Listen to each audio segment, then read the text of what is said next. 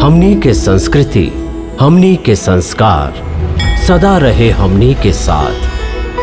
भारत के महान ग्रंथ और काव्य सब के संपूर्ण संकलन सब्सक्राइब करें तिलक।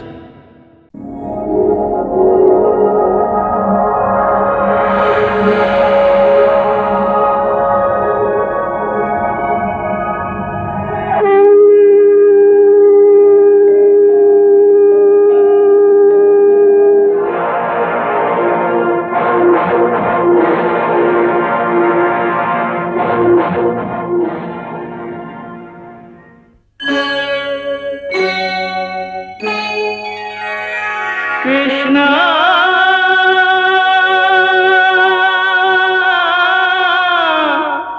कृष्णा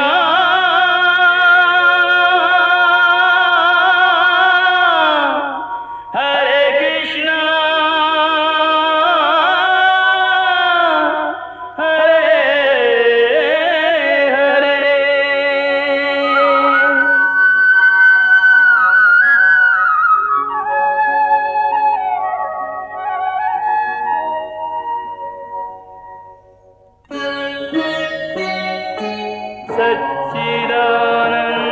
सच्चिदानन्दरूपाय विश्वोत्पत्त्यादिहेतवे तापत्रयविनाशाय श्रीकृष्णाय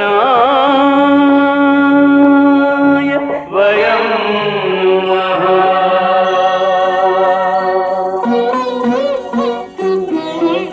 श्रीकृष्ण गोविंद हरे मुरारे, हे नाथ नारायण वासुदेव। हरे कृष्ण राधे राधे कृष्ण कृष्ण हरे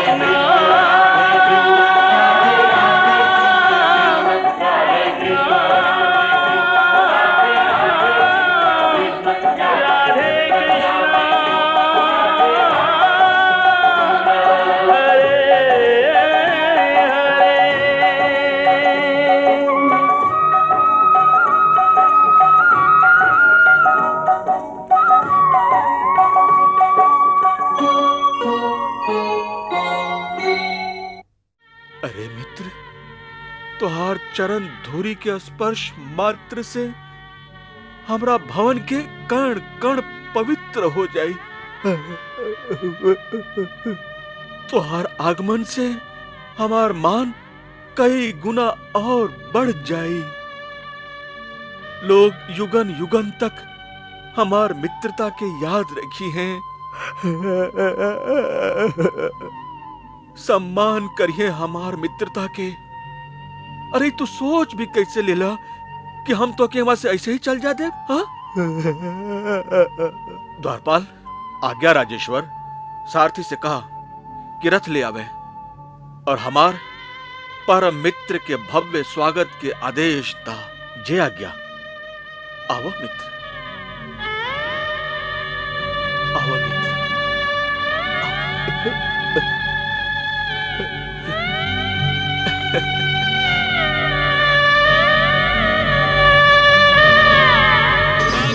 पूर्वक कृष्ण सखा को अंतःपुर में लेकर जावे, रानिया भव्य करे अभिनंदन, आरती वंदन कर हर्षावे। रानिया भव्य करे अभिनंदन, आरती वंदन कर हर्षावे।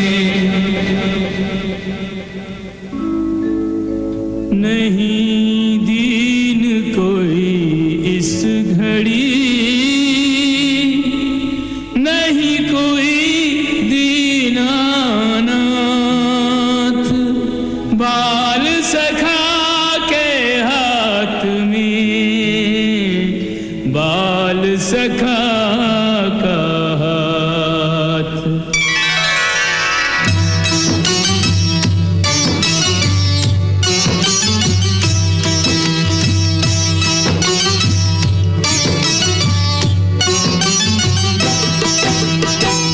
निज सिंहासन मित्र बिठाए, कृष्ण की महिमा कही न जाए।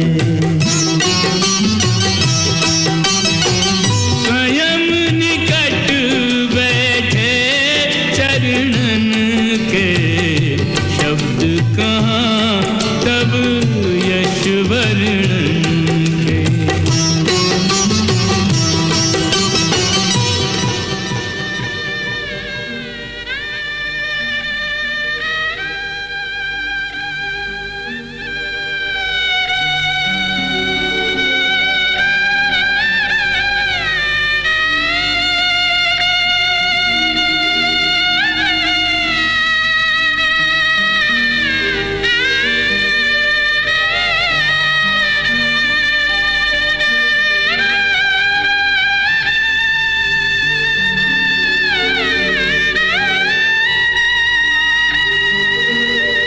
ऐसे बिहाल विवाइन ते भय, कंटक जाल लगे उन जोए। आए महादुख पायो सखा तुम आए कितने दिन खोए। देखी सुदामा की दीन दशा, करुणा करके करुणा निधि रोए।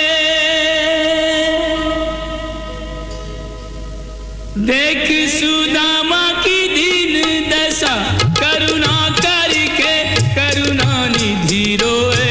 पानी परात को हाथ छुयो नहीं, नैनन के जल सो पग धोए। पानी परात को हाथ छुयो नहीं, नैनन के जल सो पग धोए।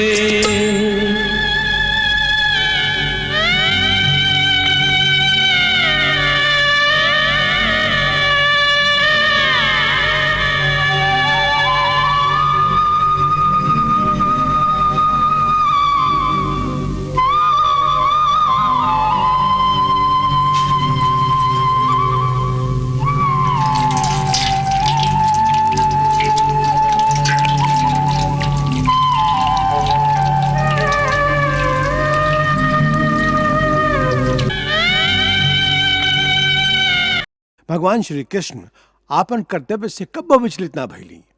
वहां के कहला के अनुसार जे मनुष्य के कर्तव्य हा वह मनुष्य के धर्म हा। वहां के कहना है कि जब इंसान ये तय कर लेवे कि एक समय में ओकर का कर्तव्य हा का धर्म हा, फिर ओ कर्तव्य के ओ धर्म के पालन आसक्ति रहित होके फिर कौनो भावना कौनो आसक्ति कौनो संशय के कर्तव्य पालन के बीच में ना आवे देवे। न ही सोचे कि सफलता मिली कि ना, फिर कोनो भावना कोनो रिश्ता नाता के कमजोरी मन में ना आवे देवे, ओकरे भगवान योग भी कहेली। वहां गीता के दूसरा अध्याय में ई महत्वपूर्ण श्लोक कहले हैं, कर्मण्ये वाधिकारस्ते मां फलेषु कदाचन। कर्मण्ये वाधिकारस्ते मां फलेषु कदाचन, मां कर्म फल हेतुर्भूर्मा ते संगोस्त कर्मणि। वह श्लोक के बाद जो दूसरा श्लोक है उसमें वहां कहेली, योगस्त कुरु कर्माणि संशय त्यक्त्वा धनंजय, सिद्ध्य सिद्ध्यो समभूत्वा समत्व योगो उच्यते। दूसरे श्लोक में वहां कहेली कि आसक्ति के त्याग करके और जीत होके या हार और हमें समबुद्धि रख के कर्म करे तो ओकरे योग कहल जाला। यह अनासक्ति योग के जे शिक्षा श्री कृष्ण अर्जुन के देली, ओकरे उदाहरण वहां आपन जीवन में कदम कदम पर प्रस्तुत कैली। आपन हर कर्तव्य के एह तरह निभावली जे हर युग में प्राणी लोग खातिर आदर्श रही। अर्जुन के वहां सखा मानत रही, यही से अर्जुन खातिर वहां कुछ भी करे खातिर तैयार हो जात रही। फिर भी वहां जब एक बार देखली कि अर्जुन के अहंकार हो गई हा, अभिमान हो गई हा, तो उनका के उनकर अहंकार और अभिमान से मुक्ति दिलावे खातिर वहां एगो बड़ कांड कैली।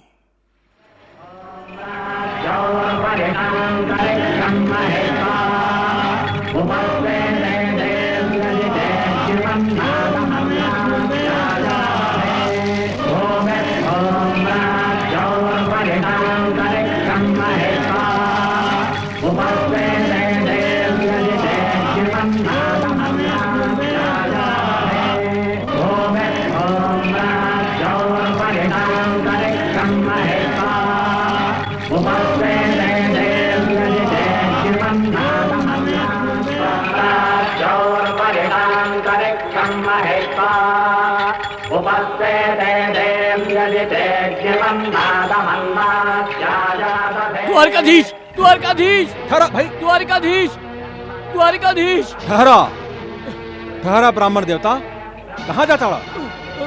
द्वारकाधीश से मिले, हम के मत रोका, हम यही समय उनका से साक्षात्कार करब।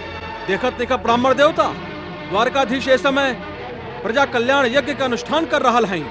प्रजा कल्याण यज्ञ के अनुष्ठान हाँ, और प्रजा कष्ट में बा।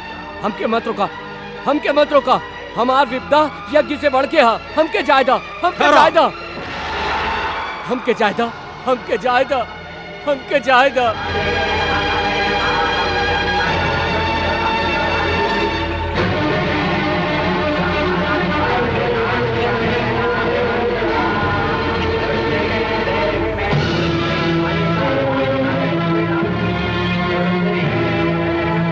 कल्याण यज्ञ में आपके स्वागत है ब्राह्मण देव। स्वागत तो ओकर होखेला जे निश्चिंत होखे। हम विपत्ति के मारल द्वारिका के एगो ब्राह्मण हई, हमार रक्षा करी, द्वारकाधीश हमार रक्षा करी। पहले आप शांत हो जाएं ब्राह्मण देव। शांत कैसे होई द्वारकाधीश? अपन नवजात पुत्रन के अकाल मृत्यु के पीड़ा के दाह लेके हम आपके पास आइल हई। हमके शांति कैसे मिल सकेला? अकाल मृत्यु? हाँ द्वारिकाधीश, हाँ। यमराज हमार 3 गो बेटन के धरती के स्पर्श करते ही निकल लेलन। अब तो हमके ऐसा लागेला कि ए द्वारकापुरी में केहू धनुर्धारी क्षत्रिय ना बचल जे हम ब्राह्मण लोग के रक्षा कर सके। ऐसा कैसे हो सकेला ब्राह्मण देव? ऐसा हो चुकल है द्वारकाधीश। आपके राज्य में माता पिता के जीवित रहत उनकर बेटन के प्राण हरण हो चुकल है, और आप ए यज्ञ में आहुति दे के धर्म पालन के नाटक कर रहा है। अब तो हमके पूरा विश्वास हो चुकल है कि ब्राह्मण द्रोही, धूर्त, कंजूस और विषय वासना में लिपटाइल राजवंश के कर्म फल के कारण ही हमके पुत्र शोक के दंड मिलल है। ये झूठ आरोप है ब्राह्मण देव। झूठ आरोप है? आप एकरा झूठ आरोप कहत हैं द्वारिकाधीश? हम आपके राजमहल के द्वार पर आपन 3 गो नवजात बेटन के लाश के रख चुकल हैं। हमार करेजा फट चुकल है और आप एकरा झूठ आरोप के नाम दे रहल हैं। बाकी ये हमरा सुने में नहीं आयल ब्राह्मण देव। कैसे आ सकेला, कैसे आ सकेला द्वारिकाधीश? आपके चाटुकार सेवक साज के आप तक कैसे पहुंचैतन? जानत है, हिंसक, दुष्चरित्र और अजितेंद्र राजा के स्वामी मान के पूजे वाला प्रजा के भी हमरा जैसन दुख के सामना करे के पड़ेला। उनकर द्वार पर भी संकट के पहाड़ ठाड़ रहेला। उहे भोग हम हूँ भोग रहल है द्वारकाधीश, हम हूँ भोग रहल है। अब तो हमके ऐसा लग रहा है कि द्वारका में क्षत्रिय वेश में नट लोग के साम्राज्य हो गई है। आप यदुवंशी लोग क्षत्रिय होके के ढोंग भर करेली, असल में आप क्षत्रिय हैं या नहीं खी? ये असत्य है ब्राह्मण। असत्य है तो आप अभई और यही क्षण उत्तर दी कि हमार नवजात बेटन के अकाल मृत्यु के कर अपराध के प्रतिफल है, बताई। फल तक कर्म से ही निश्चित होखेला ब्राह्मण देवता। बाकी शास्त्र और स्थिति के तो यह राय है कि राजा के ही कर्म दोष से राज्य में अबोध लैकन के अकाल मृत्यु होखेला। जौन राजा के राज्य में पिता के सामने ओकर पुत्र के मृत्यु हो जाए, ऊ राजा अधर्मी हा, पापी हा। अपन जीभ पर अंकुश लगावा ब्राह्मण। तू केकरा के पापी कहता रहा? यह द्वारकाधीश कृष्ण के और केकरा। तू क्रोध के कारण उचित अनुचित के विवेक खो चुकल बड़ा ब्राह्मण। हाँ, और तू सभे विवेकशील बड़ा। हाँ? तू श्री कृष्ण के पापी ना कह सकेला। कहब, 1000 बार कहब, तू के हो खेला हमार वाणी पर अंकुश लगावे वाला। हम द्वारिकाधीश श्री कृष्ण के सखा हैं। हमार कान कृष्ण के निंदा सुने के अभ्यस्त नहीं खे। सखा, सखा मतलब चाटुकार। अब तो सीमा के उल्लंघन कर तारा ब्राह्मण। लागता तू हमके जानत नहीं खा। तोहरा बारे में जान के का करब हम? केहू हमार रक्षा करी त हम ओकरा जानी भी। तो चला, हम तुहार रक्षा खातिर तैयार हैं। अरे तू का कर पाइबा हमार रक्षा? जब कृष्ण ए यज्ञ के बहाना करके अपन कर्तव्य से मुंह मोड़ा तारन, त तू का कर पाइबा उ यमदूतन के? हमके झूठ आश्वासन मत दा। अच्छा हा कि तू अर्जुन के ना जानेला, ना त ई सब ना कहता। हम अपन इहे भुजा से एक बार साक्षात महाकाल भगवान शंकर के भी तृप्त कर चुकल हैं ब्राह्मण। ई यमदूतन के गिनती ही कोना में है। हम संसार के सर्वश्रेष्ठ धनुर्धारी हैं। का इतना जानल तोहरा खातिर पर्याप्त नहीं खे? अरे बात करे वाला तो बहुत हो खेला न अर्जुन। केहू काम सिद्ध कर सके तो हम ओकरा जानी भी। हम तोहार संतान के रक्षा खातिर वचनबद्ध होत हैं ब्राह्मण। हम करब तोहार सुरक्षा। और यदि ऐसा ना भाई, तू हमार बेटन के रक्षा ना कर सकला तो फिर का करबा? तो हम कुंती पुत्र अर्जुन एह यज्ञ के अग्नि के साक्षी मान के प्रतिज्ञा करत हैं।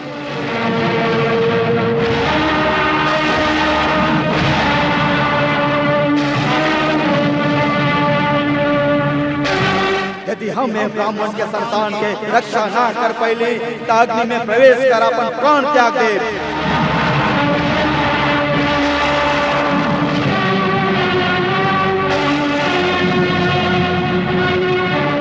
काल के अपना ही गति से चलेदा पार्थ। ना मधुसूदन ना, हम अपना सामने आपके निंदा ना सुन सकी।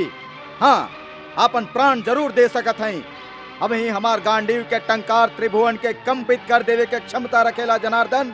आप निश्चिंत होके यज्ञ पूरा करें। वो तो ठीक है, बाकी का तू ए ब्राह्मण के रक्षा कर सकबा? जरूर, आप आज्ञा दी। हम ये ब्राह्मण के घरे जा रहल हैं। चली।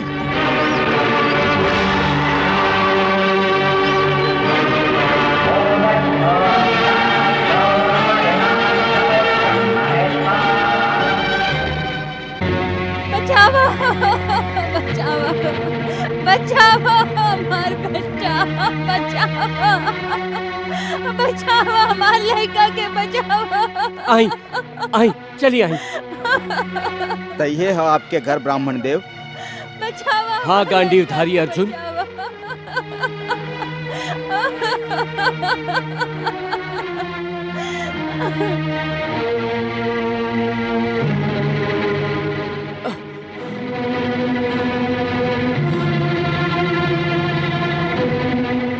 कैसे नहीं हमार पत्नी मौसी? ओकर प्रसव के समय निकट आ गई है। हाँ। भैया कुछ पल के तो बात है। हाँ। आप दोनों बाहर ही ठहरी, हम भीतर जाते हैं। भगवान चाहिए तो सब ठीक हो जाए। हाँ हाँ हाँ।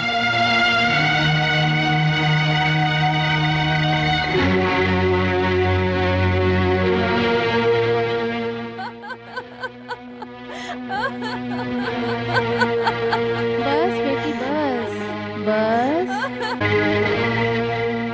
हे गांडीवधारी अर्जुन, हमारा आपसे विनती है कि आप अपन शक्ति और सामर्थ्य से हमारे एह संतान की रक्षा करी। निश्चिंत हो जा ब्राह्मण देवता, कोनो चिंता मत करा। हाँ। हिम्मत से काम लो बेटी, हिम्मत से काम लो। बचाओ हमारे लड़का के बचाओ।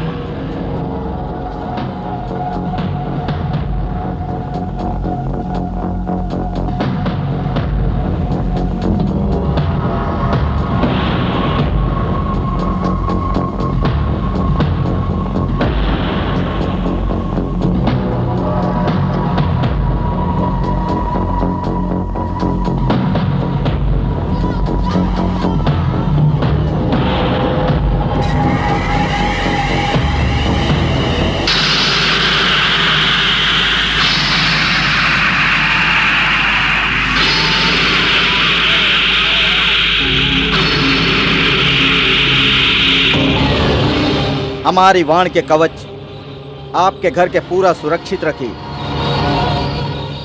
ये दिव्यास्त्र के कवच है जेकरा भेद के कोनो शक्ति आपके पत्नी के प्रसूति गृह तक ना जा सकेले।